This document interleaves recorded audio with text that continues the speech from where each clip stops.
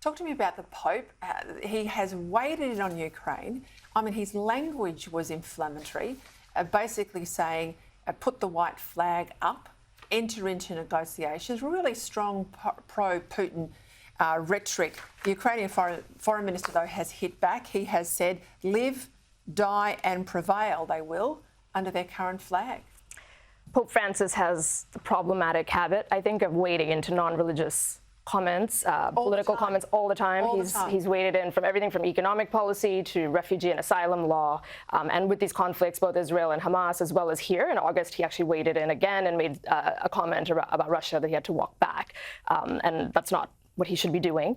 That said, he unfortunately has made those comments, and they do carry weight to many parts of the world. And it does join in the chorus of other leaders from, whether it's Orban all the way to Henry Kissinger, that are saying shades of similar things about a negotiated settlement. And it's important. I just mention that because it's important to realize and understand that these leaders carry weight and they are making these comments. And that's part of, I think, the warfare, the PR warfare about how the public is viewing this issue globally.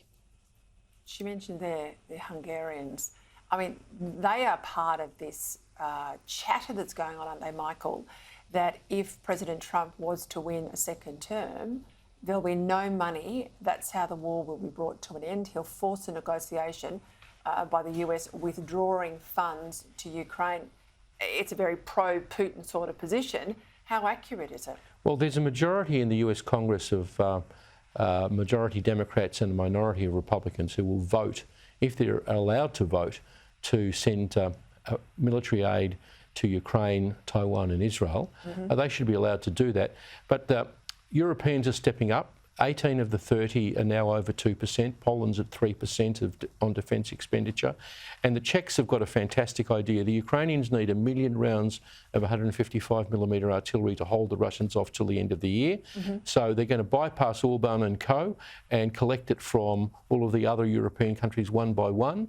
And they've sourced all of the ammunition from all over the world. So the Europeans are stepping up. The Ukrainians I met said they'd fight with spoons if that's all they had left.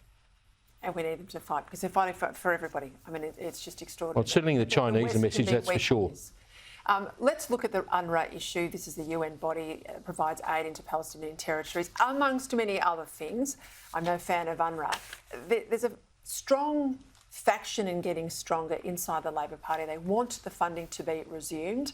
Matt Thistlethwaite, who's one of the ministers, was out there today with these comments. Have a listen. We're currently working through with other donor countries and UNRWA some of those issues that have been identified, and hopefully we can restore funding so that they can continue that work. I think it's important to point out that UNRWA does continue to provide relief on the ground in Gaza. Okay, he's out of the defence portfolio, so I know he gets serious briefings. He should know about the American intelligence that confirms UNRWA staff were involved in the atrocities. We cannot fund this body any way, shape or form.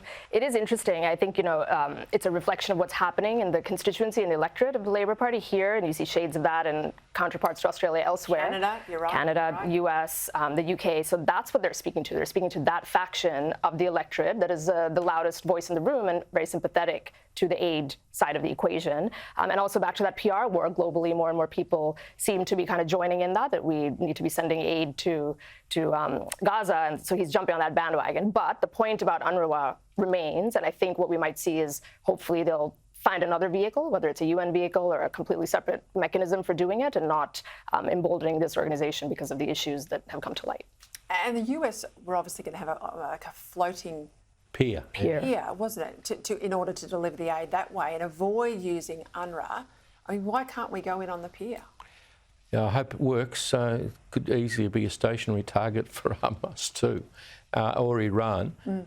Anyhow, look, I have no faith in this genuflection to UNRWA or criticism of the Israelis. I mean, Albo and Wong said that they had the right to defend themselves to the point where they actually do it. Yeah. I mean, if we want this conflict to end in the long term, the Hamas fighting units in Rafah have to be dug out. The people there treated humanely and got humanitarian aid.